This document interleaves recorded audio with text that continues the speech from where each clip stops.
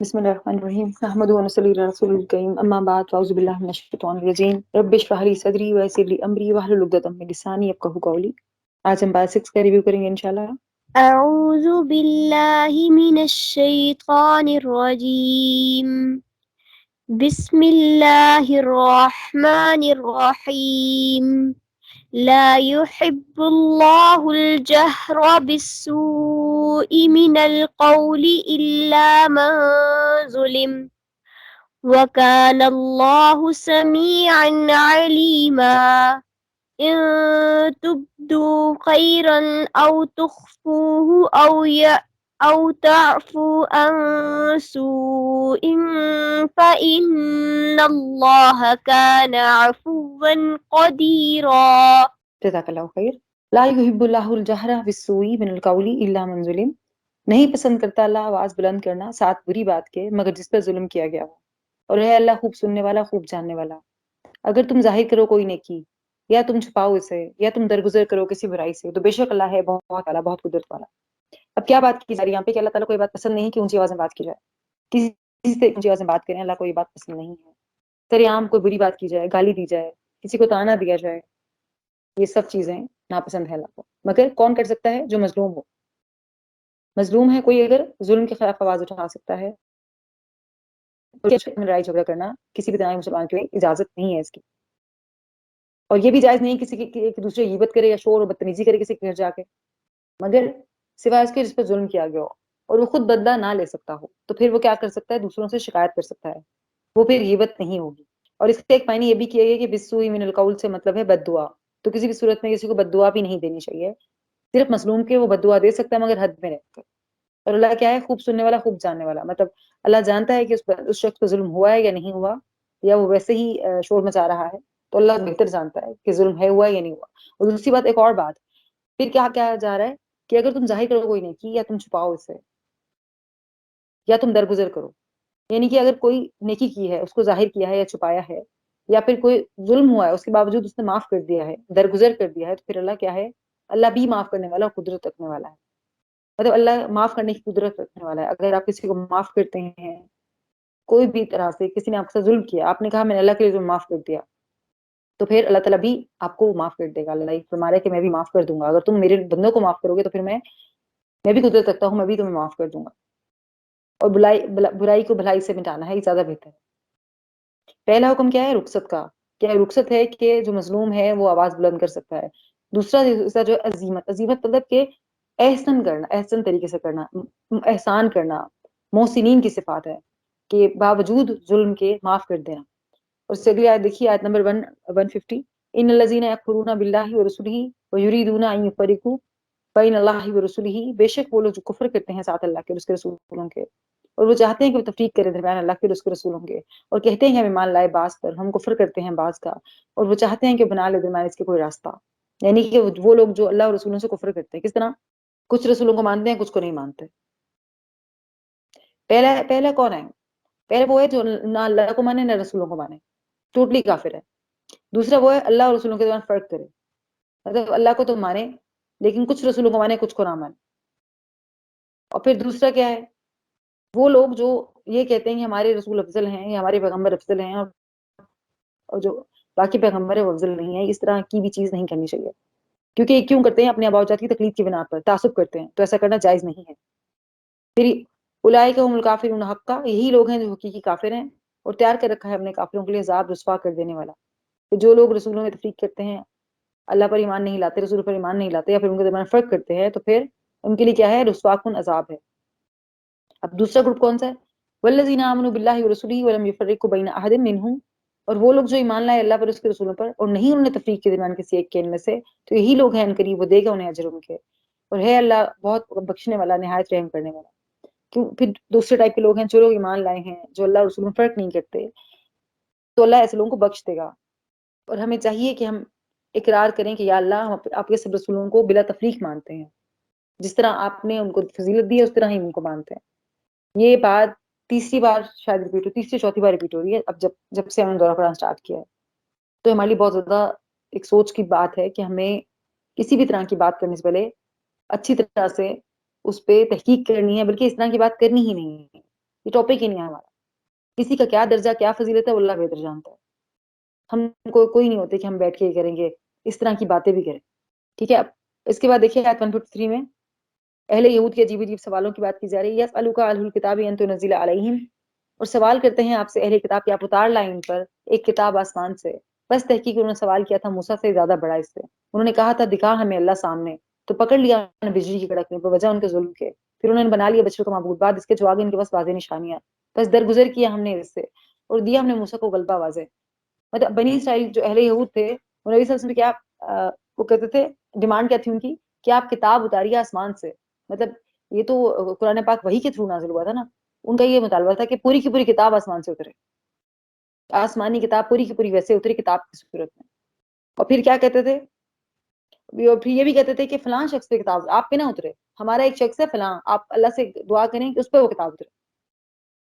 تو اللہ تعالیٰ اس کا جواب دے رہے ہیں کہ موسیٰ سے تو اس سے بڑا سوال کیا تھا. انہوں نے کیا کہا تھا کہ ہمیں اللہ تعالیٰ کا دیدار کرائے. موسیٰ علیہ السلام سے کیا انہوں نے مطالبہ کیا تھا؟ انہوں نے کہا تھا ہمیں اللہ تعالیٰ کو ہم دیکھنا چاہتے ہیں. کوہ طور پر جب 40 لوگوں کو موسیٰ علیہ السلام لے کے گئے تھے تو انہوں نے یہی کہا تھا ان سے کہ ہم اللہ کو آمنے سامنے دیکھنا چاہتے ہیں. تو انہیں بجلی کڑک نے پکڑ لیا تھا. اچانک بجلی کڑکی تھی اور یہ سب کے سب کیا ہو گئے تھے، وقتی طور پر ان کو موت دے دی گئی تھی. اس کے بعد جب واپس آئے تو بچڑوں کو معبود بنا لیا اور اللہ نے پھر بھی ان کو معاف کر دیا. ایک بچڑا تھا، ایک گائے تھی جس کا انہوں نے وہ بت بنایا تھا اور پھر اس میں سے آواز بھی آتی تھی. سامنے جادوگر کے کام تھے. اس نے کوئی ایسی چیز بنائی تھی کہ اس میں سے ہوا جب گزرتی تھی تو گائے میں سے آواز آتی تھی، تو اس کی انہوں نے پوجا شروع کر دی تھی.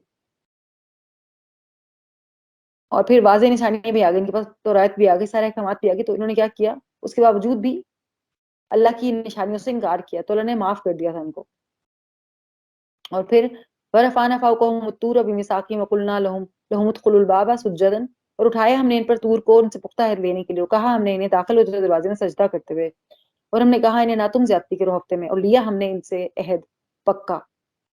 کیا بات کی جا رہی ہے کہ جب ان کو تورات دی گئی اور پھر یہ وہاں پہ کوہ طور پر گئے 40 لوگ موسیٰ علیہ السلام کے ساتھ، تو پہاڑ ان کے سر پہ کھڑا کر دیا گیا تھا اور ان سے طور پہاڑ ان کے سروں پہ لا کے کھڑا کر دیا تھا کہ آپ مانتے ہو یا نہیں مانتے تورات کے احکامات کو. تو انہوں نے کہا ہم مانتے ہیں. پہلے انہوں نے کہا کتاب اتاری جائے، ہمیں اللہ کو دیکھنا چاہتے ہیں، اس کے بعد ہم مانیں گے. پھر جب اللہ تعالیٰ نے اپنی تجلی دکھائی جس کی کتاب نہ لا سکے یہ لوگ، اور یہ پھر وہاں پہ بیہوش ہو گئے، اس کے بعد ان کو دوبارہ پوچھا گیا آپ بتاؤ تورات پہ مانتے ہو؟ تو انہوں نے کہا نہیں مانتے. پھر کوہ طور پہاڑ اپنی جگہ سے اٹھا ان کے سر پہ معلق ہو گیا کہ اب بتاؤ مانتے ہو یا نہیں؟ تو انہوں نے کہا مانتے ہیں.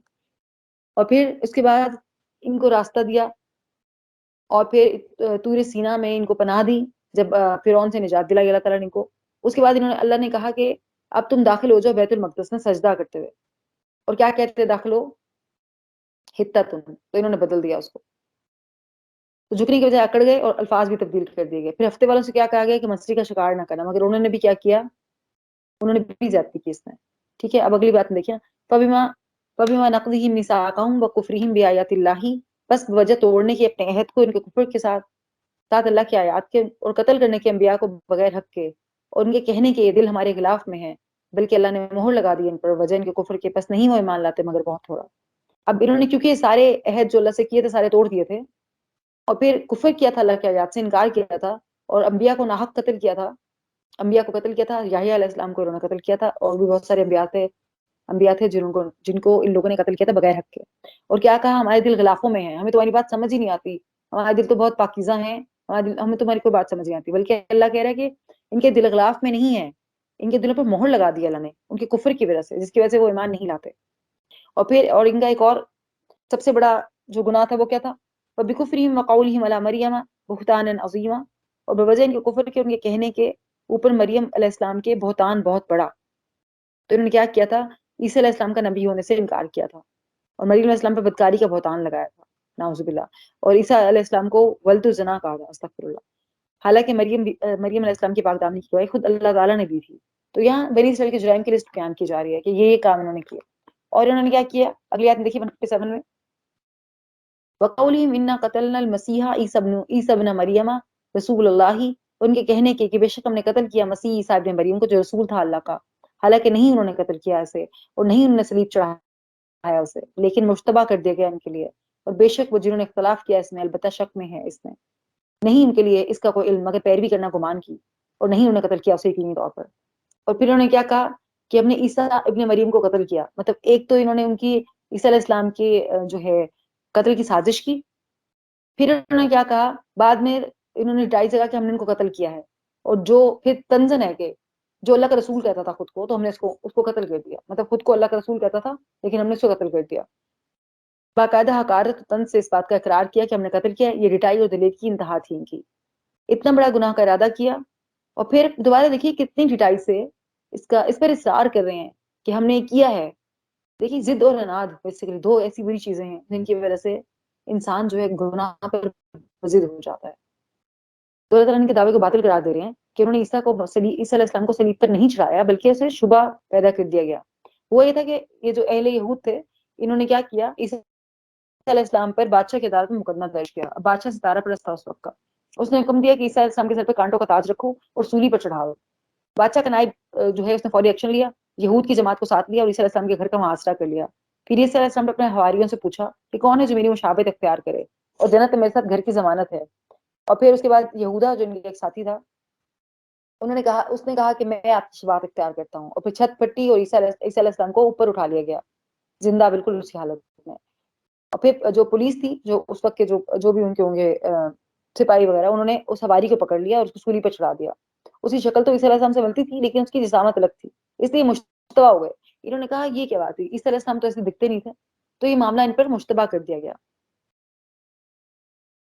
اور پھر دیکھیے آیت 48، بل رفعہ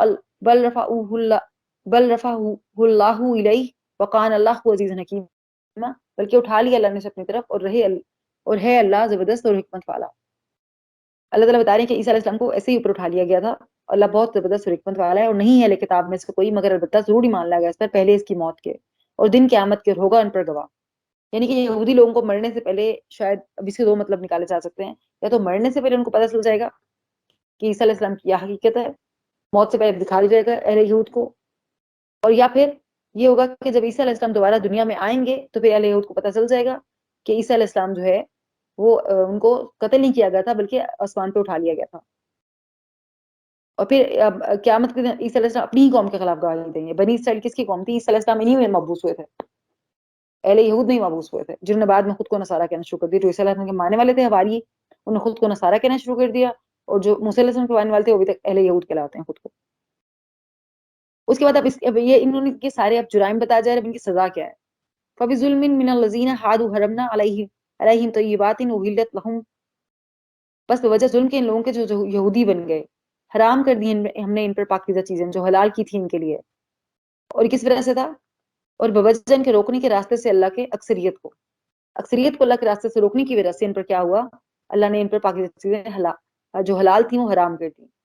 اور ایک اور جرم ان کا، وَأَخَذِهِمُ الرِّبَا وَقَدْ نُهُوا عَنْهُ، اور بوجہ ان کے لینے کے سود کو حالانکہ تحقیق روکے گئے تھے، اس سے بوجہ ان کے کھانے کے مال کو لوگوں کے باطل طریقے سے، اور تیار کر رکھا ہے ہم نے کافروں کے لیے ان میں سے عذاب دردناک.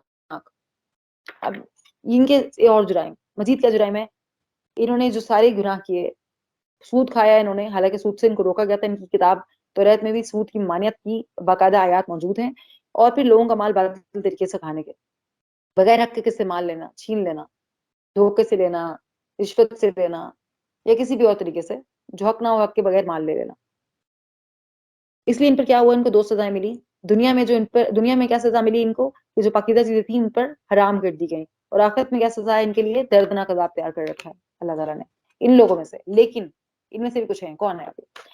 لیکن الراسخون فی العلم منہم والمؤمنون یؤمنون بما انزل الیک، لیکن جو راسخ العلم ہے ان میں سے، اور جو ایمان لاتے ہیں اس پر جو نازل کیا طرف آپ کے، اور جو نازل کیا آپ سے پہلے، اور جو قائم کرنے والے ہیں نماز کو، اور جو زکوٰۃ دینے والے ہیں، اور ایمان لانے والے ہیں اللہ پر اور آخری دن پر، یہی لوگ ہیں جن کو عنقریب اجر دیا جائے گا بہت بڑا.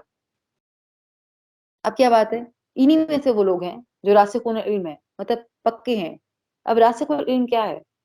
راسخ العلم ہے جس کی جڑ مضبوط ہو، وہ علم جس کی جڑ مضبوط ہو، دین کے قواعد کا علم ہے بیسیکلی. راسخ العلم میں سب سے پہلے کیا ہے، دین کے قواعد کا علم، جس میں سب سے پہلے کیا آتا ہے، قرآن کو پڑھنا ضروری ہے. پھر دوسری چیز کیا ہے، حدیث کو بھی پڑھنا آنا چاہیے. اور پھر تیسری چیز سنت رسول ہے، اور پھر عمل کرنا ضروری ہے. 3 چیزیں راسخ العلم میں. پہلی بات، قرآن کے قواعد کا علم ہونا چاہیے. قرآن کے جتنے بھی قواعد ہیں سارے کے سارے تجوید کے قواعد ہیں یا تفسیر کے قواعد ہیں اور جو بھی چیزیں ہیں جو کہ قرآن پڑھنے کے لیے ہمیں چاہیے وہ ساری چیزیں ہمیں آنی چاہیے. قرآن کا بامحاورہ ترجمہ، قرآن کی تفسیر، قرآن کی تجوید، یہ ساری چیزیں ہمیں آنی چاہیے. دوسری چیز کیا ہے؟ حدیث. نبی صلی اللہ علیہ وسلم کا جو قول ہے اس کی بھی ہمیں اسے پڑھنا آنا چاہیے عربی. اور تیسری چیز کیا ہے؟ سنت رسول. یعنی کہ پھر جو دو چیزیں ہیں ان پر عمل کرنا بھی ضروری ہے. جو اس میں پختہ ہوتا ہے، جو وقت لگاتا ہے، اور یہ ایسے آرام سے نہیں آتا. ہم یہ سوچے میں 1 سال میں آ جائے گا، نہیں. 1 سال میں 2 سال میں اس طرح نہیں ہوگا. اس پہ بہت ٹائم لگانا پڑتا ہے. پھر جو ٹائم لگاتا ہے اس پر تاکہ علم کی جڑ مضبوط ہو، وہ پھر راسخ العلم ہے. اور ان کے لیے پھر کیا ہے؟ یہ کون لوگ ہیں؟ جو ایمان لاتے ہیں اس پر جو نازل کیا طرف آپ کے، یعنی کہ قرآن پاک، اور ایمان لاتے ہیں اس پر جو پہلے نازل کیا، ان کی اپنی کتابیں. اور وہ کیا کرتے ہیں؟ نماز قائم کرتے ہیں، زکوٰۃ ادا کرتے ہیں، اور اللہ پر یوم آخرت پر ایمان رکھتے ہیں. اور ان لوگوں کے لیے کیا ہے؟ اللہ کے پاس بہت بڑا اجر ہے. جو یہ سب کام کرے گا، یعنی کہ قرآن سیکھے گا پہلی بات. اور پھر دیکھیے یہ تو اب یہ بھی سوچنا ہے کہ مرتے دم تک ہم نے قرآن سیکھتے ہی رہنا ہے. یہ ایسی کتاب ہے، اللہ کی ایسی معجزاتی کتاب ہے، جتنی بار اس کو پڑھیں گے آپ کو ایک تو میننگ نیا سمجھ آئے گا، اور ہر بار آپ کو اس کو پڑھنے میں مطلب مزید محنت کی ضرورت پڑے گی. آپ کہیں کہ میں نے بہت اچھا سیکھ لیا قرآن، مجھے پڑھنے کی ضرورت نہیں ہے، تو ایسا بالکل بھی نہیں. ایون جو حفاظ کرام ہیں، جب تک وہ قرآن کو ریوائز نہ کریں تب تک وہ قرآن کو یاد نہیں رہتا، بھول جاتا ہے. اس لیے قرآن کا ٹائم لگانا ہے پہلی بات. دوسری بات کیا ہے؟ ایمان لانا ہے جو ہمارے پر نازل کیا، یعنی کہ قرآن. پھر تیسری بات کیا ہے؟ پچھلی کتابوں پر ایمان لانا ہے. پھر نماز قائم کرنی ہے اور زکوٰۃ ادا کرنی ہے. پھر اللہ اور یوم آخرت پر ایمان رکھنا ہے. جو یہ سب کام کر دے گا اس کے لیے کیا ہے؟ اللہ کے پاس اجر عظیم ہے. اس کے بعد انبیاء کی اگلی آیت میں دیکھیے 163 میں، ان اوحینا الیک کما اوحینا الی نوح والنبیین من بعد، اور بے شک ہم نے وحی کی طرف آپ کے جیسا وحی کی ہم نے طرف نوح کے اور نبیوں کے بعد اس کے، اور وحی کی ہم نے طرف ابراہیم اور اسماعیل اور اسحاق اور یعقوب، اولاد یعقوب کے، اور عیسیٰ اور ایوب اور یونس اور ہارون اور سلیمان کے، اور دی ہم نے داؤد کو زبور. اب کیا ہے؟ اللہ تعالیٰ بتا رہے ہیں کہ اگر یہ نہیں مانتے، آپ کو اہل یہود آپ کو اللہ کا نبی نہیں مانتے، تو اس سے پہلے بھی تو انبیاء بھیجے تھے اللہ نے. نوح علیہ السلام کو بھیجا تھا، ابراہیم علیہ السلام کو بھیجا تھا، اسماعیل علیہ السلام کو بھیجا تھا، اسحاق، یعقوب علیہ السلام، اولاد یعقوب کو، عیسیٰ علیہ السلام، ایوب، یونس علیہ السلام، ہارون علیہ السلام، سلیمان علیہ السلام. یہ سب پہلے بھی تو بھیجے گئے ہیں.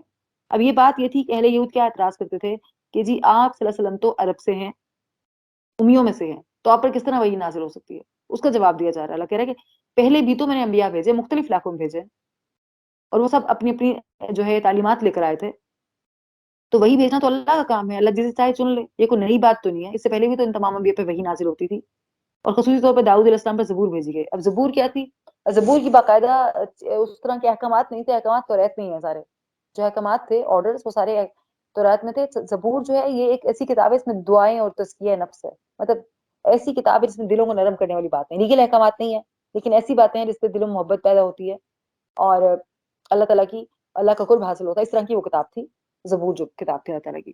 اب اگلی آیت میں دیکھیے، رسول قد قصصناہم علیک من قبل ورسل لم نقصصہم علیک، اور کئی رسول ہیں تحقیق ذکر کیا ہم نے ان کا آپ پر، اور اس سے پہلے کئی رسول ہیں نہیں ہم نے ذکر کیا آپ پر. اور کلام کیا اللہ نے موسیٰ علیہ السلام سے کلام کرنا، اور کئی رسول ایسے ان کا ذکر نہیں کیا گیا. قرآن پاک میں 25 بلکہ میرے پاس 26 پیغمبرز ہیں جن کی لسٹ ہے، میں آپ کو بتائی تو ایک بار. حضرت آدم علیہ السلام کا ذکر آیا ہے قرآن پاک میں، پیغمبروں کا ذکر 25 بار آیا ہے. حضرت آدم علیہ السلام کا ذکر 25 دفعہ آیا ہے. نوح علیہ السلام کا ذکر 43 ٹائمز آیا ہے. ابراہیم علیہ السلام کا ذکر 69 ٹائمز آیا ہے. اسماعیل علیہ السلام کا ذکر 12 بار آیا ہے. اسحاق علیہ السلام کا ذکر 17 بار آیا ہے. یعقوب علیہ السلام کا ذکر 16 بار آیا ہے. یوسف علیہ السلام کا ذکر 27 بار آیا ہے. داؤد علیہ السلام کا ذکر 16 بار آیا ہے. سلیمان علیہ السلام کا ذکر 17 بار آیا ہے. ایوب علیہ السلام کا ذکر 4 دفعہ آیا ہے. اور موسیٰ علیہ السلام کا ذکر 136 ٹائم آیا ہے. ہارون علیہ السلام کا ذکر 20 دفعہ آیا ہے. زکریا علیہ السلام کا ذکر 7 بار آیا ہے. عیسیٰ علیہ السلام کا ذکر 25 بار آیا ہے. الیاس علیہ السلام کا ذکر 3 بار آیا ہے. یونس علیہ السلام کا ذکر 4 بار آیا ہے. لوط علیہ السلام کا ذکر 27 بار آیا ہے.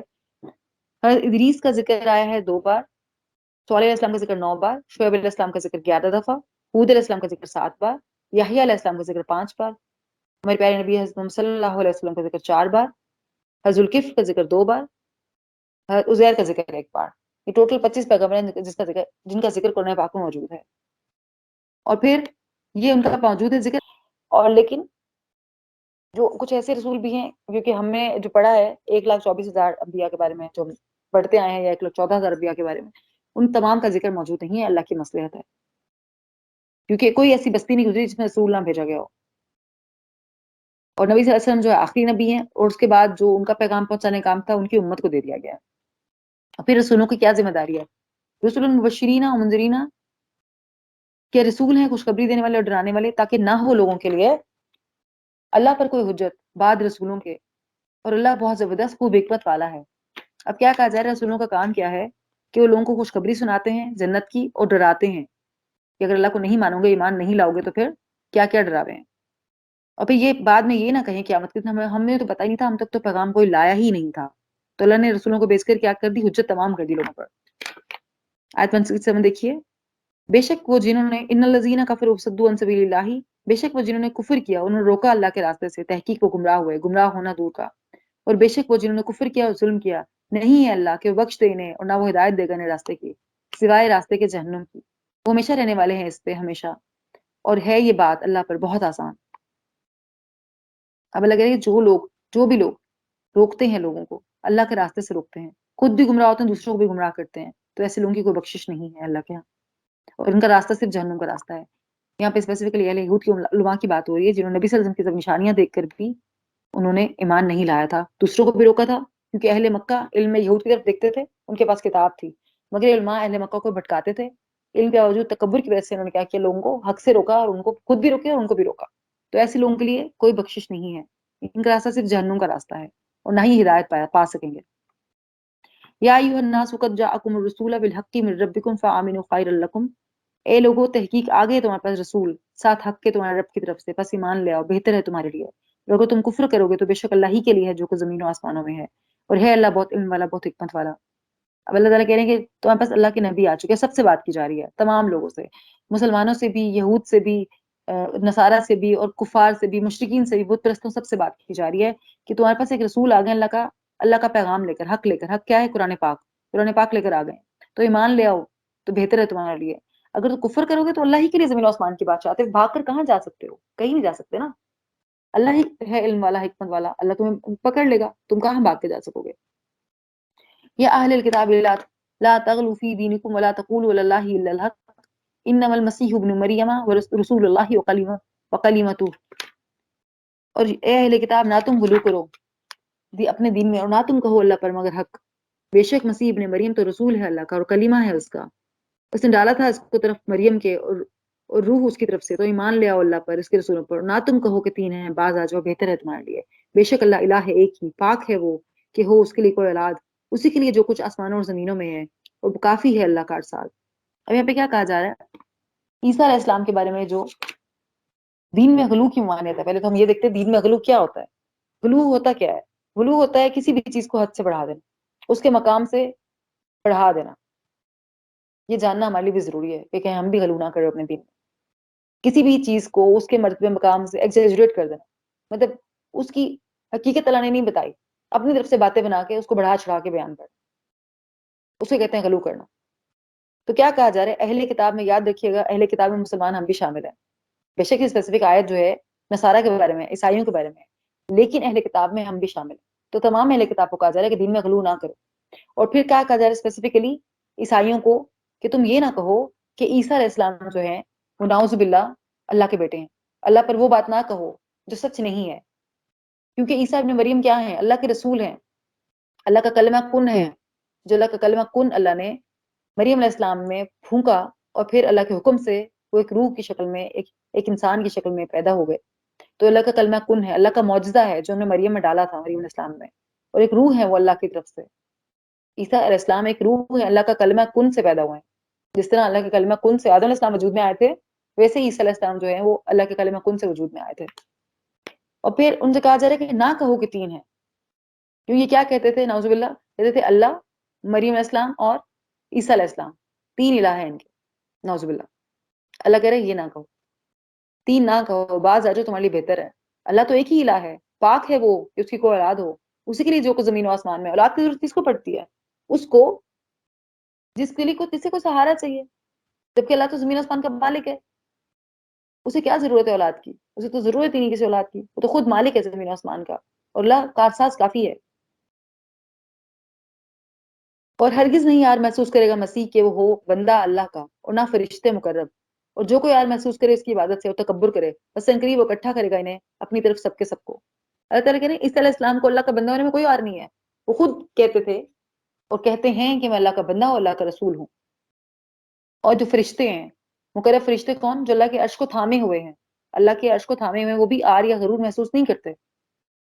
اور جو بھی پھر اللہ سے عبادت سے عار محسوس کرے گا، جھکنے میں سجدہ کرنے میں اس کو تکبر فیل کرے گا، اس کو لگے گا میں کیوں جھکوں، اور تکبر سے وہ لوگوں کو دھتکارے یا پھر اللہ کی بات سے انکار کرے، تو ایسے لوگوں کو اللہ تعالیٰ سب کے سب کو جمع کرنے والے ہیں قیامت کے دن. اور پھر ایک اور گروہ کی بات ہوئی ہے. ایک تو اس گروہ کی بات ہے جو کہ جہنم میں جانے والے ہیں، جن کا بدلہ دیا جائے گا ان کے اعمال کا. دوسرا کیا ان سے وَأَمَّا الَّذِينَ آمَنُوا وَعَمِلُوا الصَّالِحَاتِ فَيُوَفِّيهِمْ أُجُورَهُمْ وَيَزِيدُهُم مِّن فَضْلِهِ. اور رہے وہ لوگ جو ایمان لائے، انہوں نے عمل کیے نیک، بس پورے دے گا انہیں اجر ان کے، اور زیادہ دے گا اللہ ان پر فضل سے. اور رہے وہ لوگ جنہوں نے عار محسوس کی اور تکبر کیا، تو عذاب دے گا اللہ انہیں، دردناک عذاب، اور نہیں ہو پائیں گے اپنے لیے اللہ کے سوا کوئی حمایتی نہ کوئی مددگار. اب دو گروہوں کی بات دوبارہ. جنہوں نے نیک اعمال کیے ان کے اعمال کا اچھا بدلہ دیا جائے گا، اجر دیا جائے گا. نیکی کا صلہ ایک نیکی کا صلہ 10 گنا، اور اگر اللہ کی راہ میں خرچ کیا تو پھر 700 گنا تک بھی اجر ملے گا. اور پھر فضل بھی دے گا، زیادہ فضل دے گا. وہ فضل کیا ہے؟ اگر اللہ کی رحمت جس طرح جنت ہے، تو اللہ کا فضل اللہ کا دیدار ہوگا، تو اللہ تعالیٰ اور انعامات بھی دے گا. لیکن وہ لوگ جنہوں نے تکبر کیا اللہ کے سامنے جھکنے سے اور اللہ کا بندہ ہونے سے عار محسوس کی، تو پھر اللہ کے سوائے کوئی حمایتی نہ پائیں گے اپنے. اس کے بعد قرآن ایک واضح دلیل کی بات کی جا رہی ہے 174 میں. دیکھیے یا ایھا الناس قد جاءکم برہان من ربکم، اے لوگوں تحقیق آ چکی تمہارے پاس ایک دلیل. برہان ایسی دلیل ہوتی ہے جو روشن اور واضح ہوتی ہے، چمکدار، تمہارے رب کی طرف سے، اور نازل کیا ہم نے تمہاری طرف ایک نور واضح. کیا کہا جا رہا ہے کہ قرآن ایک واضح دلیل، ایک ایسی ٹارچ تمہارے پاس آ گئی ہے، ایک ایسی لائٹ آ گئی ہے جس سے تم راستہ دیکھ سکتے ہو، وہ قرآن پاک ہے. اور ایک واضح نور ہے اللہ تعالیٰ کا، بالکل واضح دلیل ہے. تو پھر تو رہی وہ لوگ جو ایمان لائے اللہ پر اور مضبوط پکڑا اسے، یعنی کہ قرآن کو، تو ان قریب وہ داخل کرے گا انہیں رحمت میں اپنی طرف سے اور فضل میں، اور رہنمائی کرے گا ان کی اپنی طرف سے سیدھے راستے کی. اب وہ لوگ جو ایمان لائے ہیں، جنہوں نے قرآن کو تھام لیا ہے، اللہ کو اور قرآن کو مضبوط تھام لیا ہے، کیونکہ اللہ تک پہنچنے کا ذریعہ بھی قرآن ہی ہے. قرآن کو تھامنا یہ ہے کہ پوری زندگی ہم نے اس کے ساتھ رہنا ہے اور عمل کرنا ہے. اور پھر حدیث پاک مفہوم ہے جو میں نے اپنے فلائر پہ بھی ہم نے لگائی کہ جب رمضان سٹارٹ ہوتا تھا، یہ صحیح بخاری کی حدیث نمبر 6 ہے، تو نبی صلی اللہ علیہ وسلم رمضان میں جتنا بھی قرآن نازل ہوتا ہے انہیں دوہرا لیا کرتے تھے پورا کا پورا جبرائیل علیہ السلام کے ساتھ مل کے. تو اس لیے ہم اس سنت کو زندہ کرتے ہیں، آپ دوڑا قرآن کر رہے ہیں. تو قرآن کو تھامنا ہے، پوری طرح سے اپنی زندگی میں شامل کرنا ہے. اللہ کو تھامنے کا مطلب کیا ہے؟ کہ اللہ کا فضل، یعنی کہ اللہ پر توکل کرنا ہے، پوری طرح سے اللہ کا فضل چاہنا ہے ہم نے. اور پھر جو یہ کام کرے گا، جو اللہ کو پکڑے گا مضبوطی سے، مطلب اللہ کا سہارا تلاش کرے گا دنیا میں، کسی اور کا سہارا تلاش نہیں کرے گا، اور قرآن کو مضبوطی سے تھام لے گا، تو پھر وہ کس میں جائے گا؟ رحمت میں. رحمت کیا ہے؟ جنت اللہ کی. اور فضل ہے اللہ کا دیدار، اللہ کی نظر کرم. اللہ کی نظر کرم کس پہ ہوئی؟ قرآن پڑھنے والے پر. اور دوسرا معنی رحمت کا مطلب کیا ہے؟ جنت. اور پھر ایسے لوگوں کو اللہ اپنی طرف آنے کی ہدایت دیتا ہے اور اپنے سیدھے راستے پہ چلنے کی ہدایت دیتا ہے. اس کے بعد سورۃ النساء کی لاسٹ آیت ہے یستفتونک قل اللہ یفتیکم فی القلالہ. اور فتویٰ پوچھتے ہیں آپ سے، کہہ دیجیے اللہ فتویٰ دیتا ہے تمہیں کلالہ کے بارے میں. اگر کوئی مرد ہلاک ہو جائے، نہ ہو اس کی کوئی اولاد، اور ہو اس کی ایک بہن، تو اس کے لیے آدھا ہے اس کا جو اس نے چھوڑا، اور خود وارث ہوگا اس کا اگر نہ ہو اس کی بہن کوئی اولاد. مگر ہوں 2 بہنیں تو ان کے لیے 2 تہائی ہے اس میں سے جو چھوڑا ان کے بھائی نے. اور اگر ہوں وہ کئی بہن بھائی، تو پھر مرد کے لیے مانند حصہ 2 عورتوں کے ہے. واضح کرتا ہے اللہ تمہارے لیے تاکہ تم نہ گمراہ ہو جاؤ. اب پھر کلالہ کے بارے میں آیات ہیں. کلالہ کون ہے؟ وہ جس کے نہ کوئی اولاد ہے اور نہ ہی ماں باپ ہے، جسے ہم کیا کہتے ہیں؟ اوتن نکتر، مطلب اس کا لاوارث ہے شخص کو، نہ ماں باپ ہے نہ اولاد ہے. تو پھر کیا کرنا ہے؟ اگر اس کی ایک بہن ہے، کلالہ شخص ہے، نہ اولاد ہے نہ ماں باپ ہے، ایک بہن ہے، تو اس کے لیے کیا ہے؟ آدھا حصہ ہے جو بھی کلالہ نے چھوڑا. اور اگر بہن کلالہ ہے، مطلب اگر بہن تھی اس کی اولاد نہیں ہے، پہلی بات کی جا رہی ہے شخص کی جس کی ایک بہن ہے. دوسری بات ہے اگر بہن ہے کلالہ، تو پھر اس کا بھائی اس کا وارث ہے، پورے کا پورے کا وارث بھائی ہوگا. اور پھر اگر ایک مرد کلالہ تھا اور اس کی 2 بہنیں تھیں، تو پھر انہیں 2 تہائی حصہ ملے گا. اگر بہت سارے بہن بھائی ہیں تو پھر بھائی کا ایک حصہ اور بہن کا آدھا حصہ. اس طرح اللہ جو ہے کھول کے آیات بیان کرتا ہے تاکہ تم گمراہ نہ ہو جاؤ. الحمدللہ سورۃ النساء کمپلیٹ ہوئی. سورۃ النساء کو سورۃ العدل بھی کہا جاتا ہے. اور اس میں اللہ کے علم، احکامات اور حکمت مبنی آیات ہیں۔ اس سورہ میں یتیموں کے، خواتین کے، فقراء کے، مساکین کے، یتیم بچوں کے، بیویوں کے، اخلاقیات کے، مظلوموں کے حقوق، قصر نماز کے بارے میں، نماز الخوف کے بارے میں، تیمم کے بارے میں، وراثت کے بارے میں، اولاد کے حقوق کے بارے میں، مہر رشتوں کے بارے میں، غلاموں کے حقوق کے بارے میں بیان کیا گیا ہے۔ اور پھر آخر میں قرآن یعنی کہ برہان آ چکا ہے تو اس کو تھام لو، اللہ سے تعلق مضبوط کر لو اور سیدھے راستے کی ہدایت پا لو۔ سورۃ المائدہ۔ أعوذ بالله من الشيطان الرجيم بسم الله الرحمن الرحيم يا أيها الذين آمنوا أوفوا بالعقود أحلت لكم بهيمة الأنعام إلا ما يتلى عليكم غير محل الصيد وأنتم حرم إن الله يحكم ما يريد۔ جزاک اللہ خیر۔ سورۃ المائدہ مدنی سورہ ہے، سب سے آخر میں نازل ہوئی ہے، اس لیے احکامات کیا ہیں؟ فل اینڈ فائنل۔ اس سورہ میں جو احکامات ہیں فل اینڈ فائنل احکامات ہیں، اور یہ سورہ جو ہے سورہ فتح کے بعد نازل ہوئی تھی۔ سورہ المائدہ کو مردوں کی سورہ کہا جاتا ہے، جس طرح سورہ نساء کو عورتوں کی سورہ کہا جاتا ہے، اور اس سورہ کو مردوں کی سورہ کہا جاتا ہے۔ اور اس کے ٹوٹل جو آیات ہیں 120 ہیں اور 16 رکوع ہیں اس کے۔ پہلی ہی آیت دیکھیے، یا ایھا الذین آمنوا اوفوا بالعقود، اے لوگوں جو ایمان لائے ہو پورا کرو عہد و پیمان کو۔ حلال کر دیے گئے تمہارے لیے چوپائے مویشیوں کے، سوائے ان کے جو پڑے جائیں گے تم پر، اور نہ تم حلال کرنے والے ہو شکار کو جبکہ تم حالت حرام میں ہو، بے شک اللہ فیصلہ کرتا ہے جو وہ چاہتا ہے۔ پہلی بات کیا کی جا رہی ہے؟ ایمان والو، تمہارے ایمان کی نشانی کیا ہے؟ وعدہ کرو تو پورا کرو، مسلمان ہونے کی نشانی ہے۔ کوئی معاہدہ جو بھی لکھا ہوا ہے جو زبانی ہے اسے پورا کرنا ہے، اور نہ صرف وہ جو کہ معاہدہ کیا زبانی، بلکہ کچھ معاہدے ایسے جو خاموش معاہدے ہوتے ہیں، جو رشتے، ذمہ داریاں، ہسبینڈ وائف کا ریلیشن شپ ہے یا اولاد اور ماں باپ کا ریلیشن شپ ہے، اور ذمہ داریاں جو آپ پہ ڈالی گئی ہیں ذمہ داریاں، وہ سب رشتے بھی کیا ہیں؟ وعدے ہیں آپ کے، تو پورا کرنا۔ اور پھر اللہ نے تم پر 4 پاؤں والے مویشی حلال کیے، مگر وہ جو اس سورہ میں آگے پڑھو گے، کچھ ایسے ہیں جو حرام کیے ہیں، اس کے بارے میں سورہ میں آگے بتایا گیا ہے، اس کے علاوہ باقی سارے حلال ہیں۔ اور پھر اللہ جو چاہتا ہے وہ فیصلہ کرتا ہے۔ حرام و حلال کے قاعدے کے بارے میں بتایا جا رہا ہے۔ پہلی آیت جو ہے حرام و حلال کے قاعدے کے بارے میں، اللہ نے جو بھی حرام و حلال کے قاعدے بنا دیے ہیں ہمیں انہیں مان لینا ہے، پھر چاہے ہمیں اس کی حکمت سمجھ میں آئے یا نہ سمجھ میں آئے، کیونکہ اللہ ہی خالق ہے، اللہ جو چاہتا ہے فیصلہ کرتا ہے۔ یا ایھا الذین آمنوا لا تحلوا شعائر اللہ ولا شہر الحرام، اے لوگوں جو ایمان لائے ہو، نہ تم حلال کرو نشانیوں کو اللہ کی، اور نہ ماہ حرام کو، اور نہ قربانی کے جانور کو، اور نہ پٹے والے جانور کو، اور نہ ارادہ کرنے والوں کو بیت الحرام کا، جو چاہتے ہیں فضل اپنے رب کی طرف سے اور رضامندی۔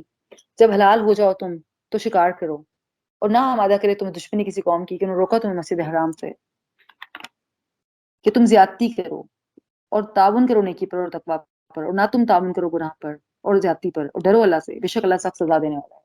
اب یہ والی آیت، اس میں بہت سارے احکامات ہیں ایمان والوں کے لیے، ہمیں مخاطب کیا جا رہا ہے کہ اے لوگ جو ایمان لائے ہو، نہ تم حلال کرو نشانیوں کو اللہ کی نشانیوں کو، یعنی کہ جو شعائر اللہ ہیں، جو بھی مقامات ہیں، جیسے حج کے مقامات ہیں یا مناسک حج ہیں، یہ سب اللہ کی نشانیاں ہیں۔ اور جہاں جا رہے ہو، ٹھیک ہے، اب کیا کہا جا رہا ہے کہ اب تم حج کرنے جا رہے ہو، تم جہاں جا رہے ہو وہاں کی جگہ کی شرائط کی حرمت پامال نہیں کرنی، وہاں لڑائی جھگڑے سے، گناہ سے پرہیز کرنا ہے، یہی ہے اللہ کی شاعر اللہ کی حرمت۔ اور حرام مہینوں کی حرمت کو پامال نہیں کرنا۔ دوسری بات کیا کی جا رہی ہے؟ حرام مہینے جو ہیں ان کی حرمت کو پامال نہیں کرنا، ان مہینوں میں جنگ، لوٹ مار اور کوئی بھی گناہ نہیں کرنا۔ اور تیسری بات کیا ہے؟ یہ ہدی کے جانور، یعنی کہ قربانی کے جانور بھیجنے میں رکاوٹ نہ ڈالو، لوٹ مار نہ کرو۔ پہلے ہوتا تھا کہ راستے مشکل ہوتے تھے تو جانور جو ہے وہاں پہ اویلیبل نہیں ہوتے تھے عرب میں، اب تو وہیں پہ اویلیبل ہوتے ہیں، وہیں سے قربانی ہو جاتی۔ تو یہاں سے جانور لے کے جاتے تھے لوگ ساتھ میں نا، تو راستے میں ان کو لوٹ لیا جاتا تھا۔ ان جانوروں کی بے حرمتی نہ کرو، اور نہ ہی ان کے جن کے گلوں میں پٹے ڈلے ہوئے ہیں۔ پٹے وہی جانور ہیں، قربانی والے جانور، جب قربانی کرتے ہیں تو گلے میں پٹے ڈال دیتے ہیں۔ اور پھر اگلی بات کیا ہے؟ اور نہ ہی حاجیوں کو تنگ کرو، ان کا نہ بے حرمت کرو، ان کے قافلوں کو نہ لوٹو، انہیں نہ ستاؤ، یا پھر وہاں چیزیں مہنگی نہ کرو حاجیوں کے لیے۔ حاجیوں کی عزت کرو، ان کی خدمت کرنا بہت نیکی کا کام ہے۔ اور پھر اس کے بعد کیا بات کی جا رہی ہے کہ جب حلال ہو جاؤ تم، یعنی کہ جب تم احرام اتار دو تو پھر شکار کر سکتے ہو، پابندی ختم ہو جائے گی۔ اس کے بعد اللہ تعالیٰ کے فرمانے کہ یہاں صلح حدیبیہ کی طرف واقعہ ہے کہ جب مسلمانوں کو حج سے روک دیا گیا تھا، مسجد حرام سے روک دیا گیا تھا، تو اللہ کہہ رہے کہ اگر انہوں نے تمہیں روکا تھا تو دل میں نفرت ہے تو اس کی وجہ سے تم ان سے زیادتی نہ کرنا. اللہ کن کے لیے منع کرے؟ مشرکین کے لیے منع کرے. مشرکین نے روکا تھا تو دل میں دشمنی نہیں پالنی. اب بتائیے، اللہ تو وہ رحیم ہے کہ اللہ کہہ رہا ہے کہ دشمنوں کے لیے بھی دشمنی نہیں پالنی ہے، جنہوں نے صاف صریحاً دشمنی کیا، مشرکین ہیں، کفار ہیں، صریحاً جو ہے ان کے لیے دشمنی نہیں پالنی. تو ہم یہاں تو مسلمانوں کے خلاف دل میں دشمنی پال کے بیٹھے ہیں. سوچیے کہ کون لوگ ہیں جن کے بارے میں اللہ کہہ رہے ہیں کہ دشمنی دل سے نکال دو. اس کی دو وجوہات ہیں. ایک وجہ تو یہ ہے کہ اللہ بہت رحمان و رحیم ہے، اور مومن جو ہے اس کا دل بہت نرم ہوتا ہے، مومن کے دل جو ہے صاف ہوتا ہے. تو اللہ چاہتے نہیں کہ مومن کے دل میں حسد، بغض یا نفرت آئے، کیونکہ جب مومن کے دل میں حسد، بغض یا نفرت آ گئی تو پھر وہاں اللہ نہیں ہو سکتا. جہاں کوئی نیگیٹو چیز ہوگی نا وہاں پہ اللہ نہیں ہوگا.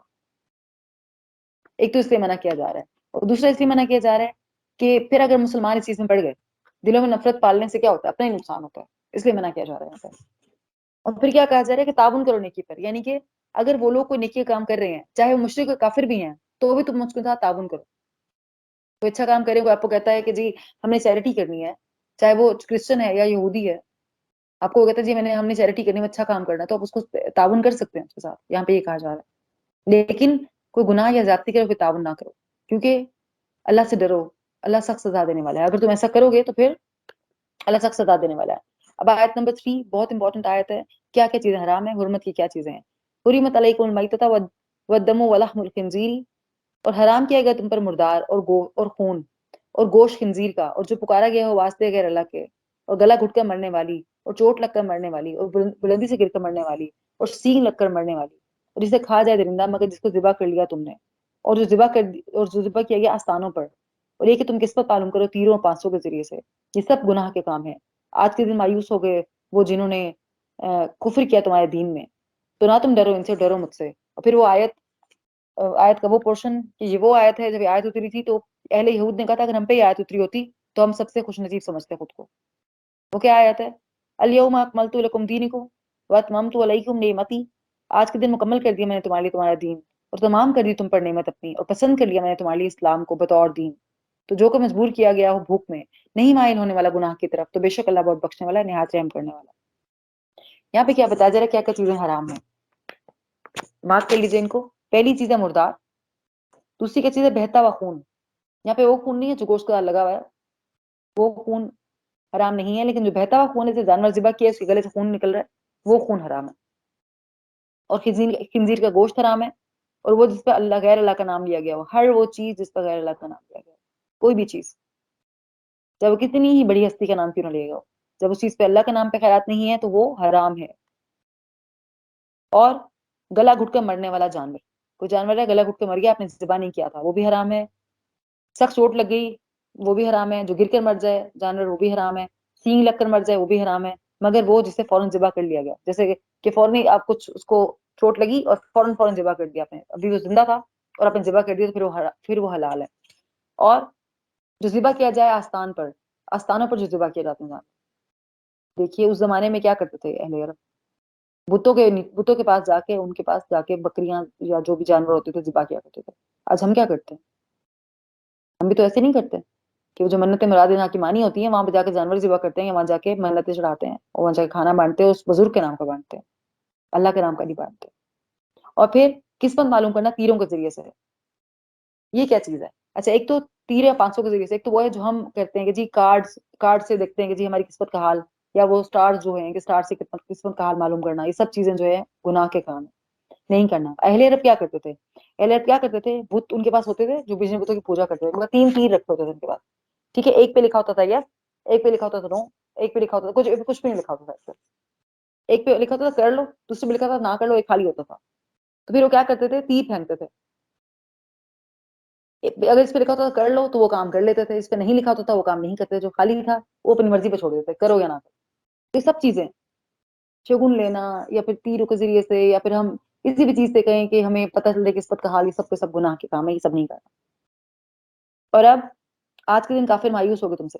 کیسے مایوس ہو گئے؟ کہ کفار دین کو پورا کا پورا نازل کر دیا گیا، پورا کا پورا احکامات جو ہے وہ لاگو کر دیے گئے، اور کافر مایوس ہو گئے کہ مسلمان تو الگ قوم کے طور پہ پہچانے جاتے ہیں، ان کا قرآن بھی الگ ہے، ان کا نبی بھی الگ ہے، ان کا علاقہ بھی الگ ہے، ان کا جو جو بیت اللہ جو ان کا کعبہ ہے وہ بھی الگ ہو گیا تو وہ مایوس ہو گئے، کیونکہ پہلے وہ سمجھتے تھے کہ مسلمانوں کو وہ کمزور کر دیں گے، مسلمان تعداد میں کم تھے، وہ سمجھتے تھے مسلمانوں کو کمزور کر دیں گے، لیکن اب تو واضح ہو گیا کہ سب کچھ جو ہے مسلمانوں کی ایک الگ آئیڈینٹی، ایک الگ شناخت بن چکی ہے، تو کافر مایوس ہو گئے ہیں۔